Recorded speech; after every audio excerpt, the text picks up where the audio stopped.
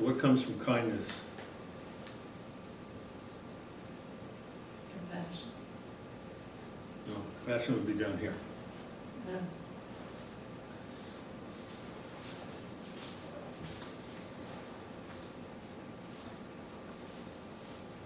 So there's a bridge. You come to gratitude,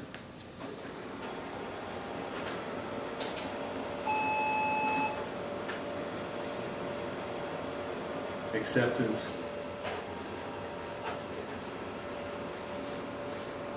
release,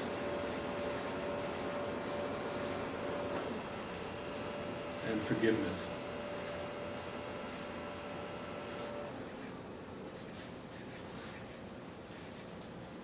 Forgiveness is here, but in a different sense.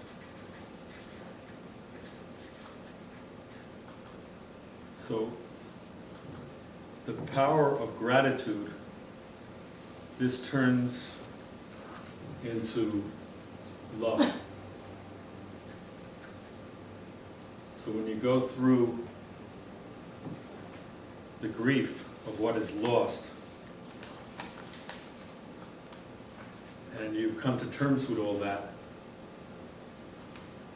and you experience a very profound effect of gratitude, you start to accept things, and you start to release what you were holding on that you don't need anymore, and you're able to forgive. And they say release and forgiveness are actually the same thing.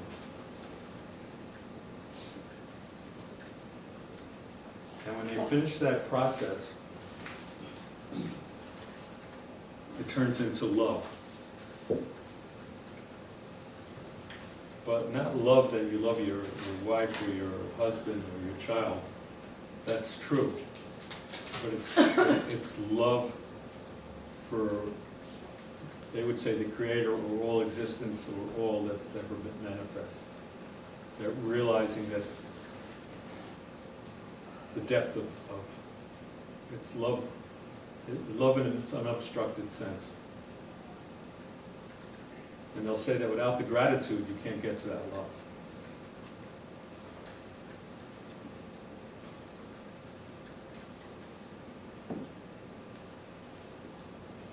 So,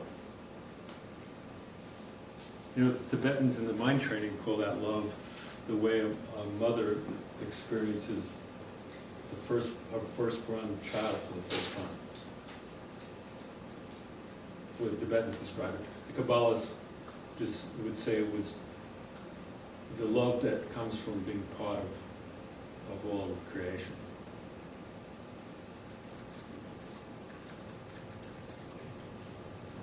That permeates everything that exists. That permeates everything that's been, all your memories and all your, that's been deposited in your ruach. Every connection, every lifetime, every suffering, everything. It's the profound love. And then the next stage in the healing that comes after the love is the compassion and the profound forgiveness. So what is the compassion? That's the heart. So at that level, you make a determination that you want to repair everything in order to help all of life repair itself. That you want to embody through this love the repair of everything that's broken. And they call that tikkun olam, the repair of the world. And they mean not just this world, they mean all these three worlds.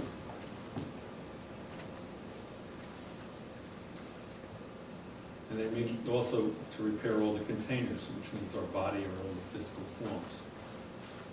Everything that's broken. And at that level, one of the great teachers, after he passed on and went to heaven, which was in Yesod, he had promised his best friend to come back and communicate how he's doing.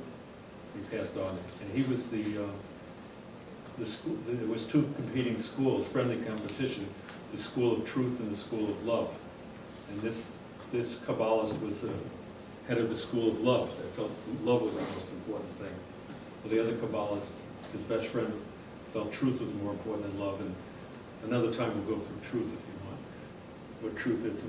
But anyway, he went up to, so he left his body, his friend that was still in the physical form, and he went up to heaven and kept asking where his friend was.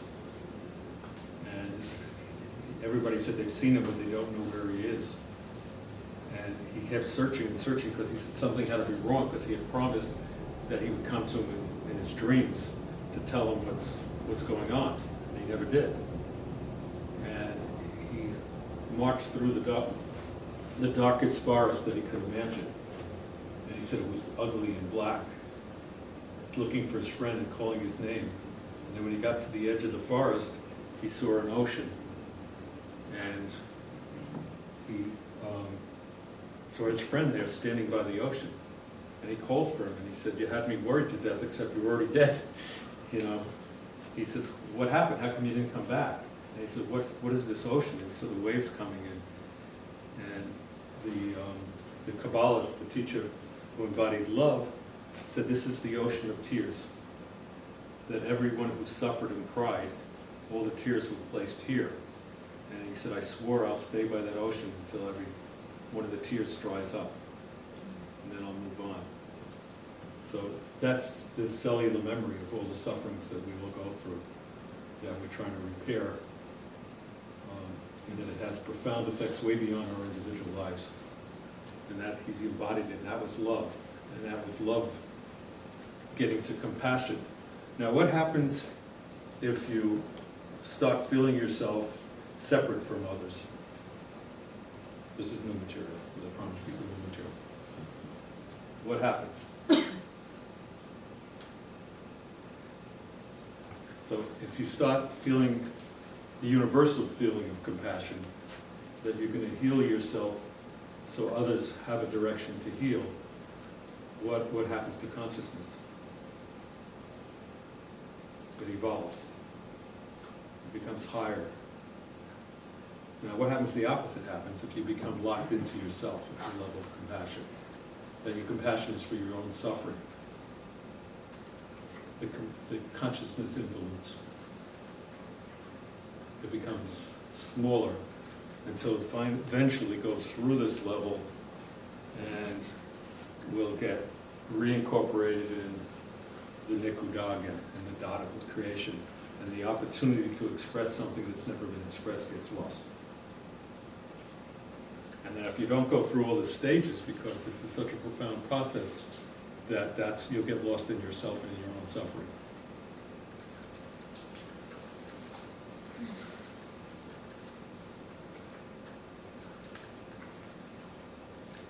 So the Kabbalists always maintained that if you're meditating or praying, you have to be not separating yourself. You have to be doing it for the benefit of all beings. If you ask for something, remember the secret out there? How many people got caught up in that stuff?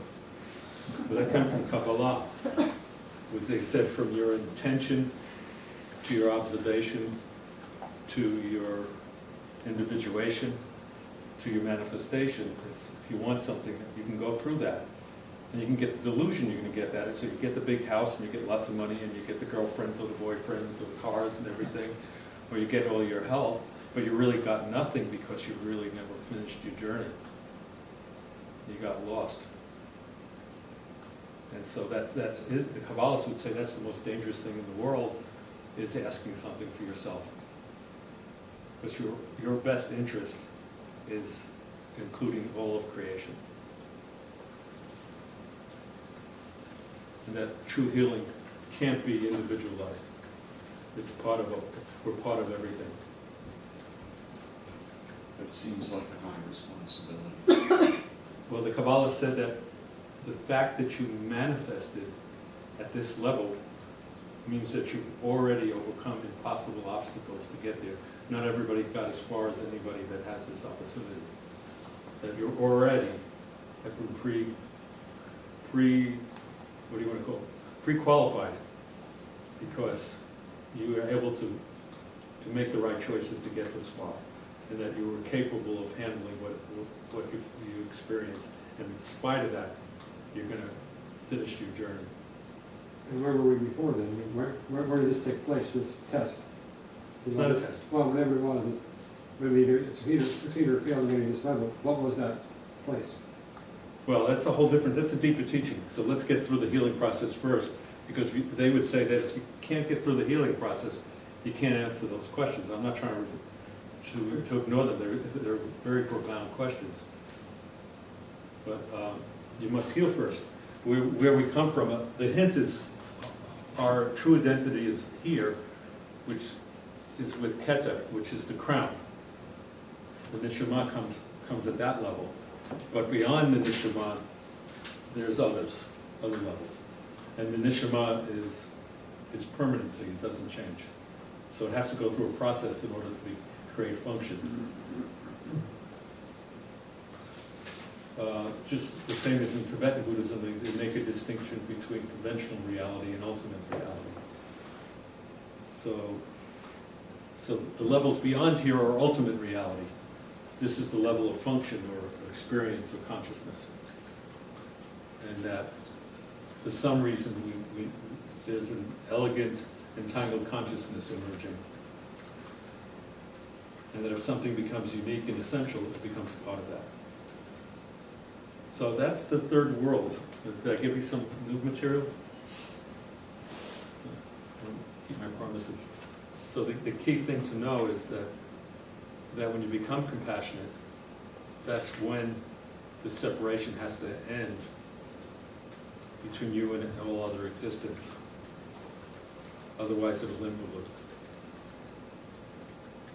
So the fourth world will be next week, and we'll talk about what happens on these higher levels, and then we can see what we want to do with all this.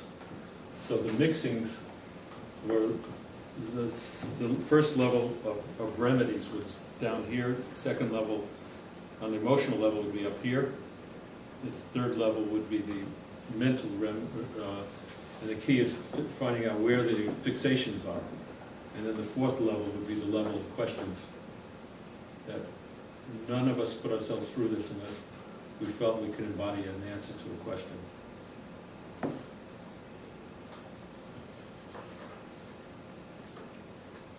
Any questions?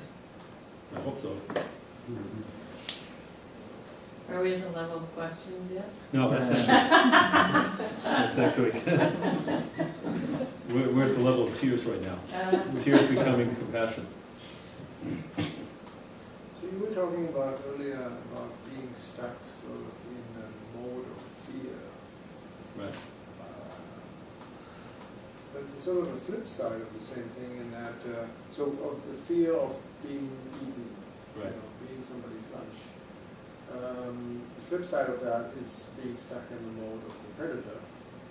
Right. It's all here, the Kabbalists would say. That's on the physical level, but isn't it also on the emotional? Yeah, the emotional level and the physical. Yeah. Yeah, that's the survival mechanism, because we're trying to transform a potential into energy, just like our bodies. You know, we destroy our own cells to produce energy, and then we have to rebuild ourselves with the nutrients we eat. So it's the same thing on that level. It's the level of predation is to reduce the physical process. I mean, you were also saying about destroying our own solutions. Right. And maybe not so much willfully as much as out of ignorance. Was your question? You're correct. Just trying to put that together with the victim mode or the predator mode. And in both instances, we might actually be destroying. Which one would be victim, which one would be predator? Destroying the solutions. Left side would be predator, and right side would be victim. That's somebody that, on the right side, somebody stuck on the right side will say, hit me in the face and I'll turn the cheek and hit me another, which by the way is a bad translation. Jesus never said that if you read the Aramaic. You really, the right translation would have told you, if somebody hits you in the face, give him what he wants and get the hell out of there. So that was a Greek translation. And so, but they, from the Kabbalistic standpoint, that too much in the right, thinking that you're holier than better than somebody else, you know, and then the other one is the predator. Really good one. You said that Nishana is Neshama. Neshama, is who we really are. That's what the Kabbalists would say. Okay, the Kabbalah. That's the unchanging soul.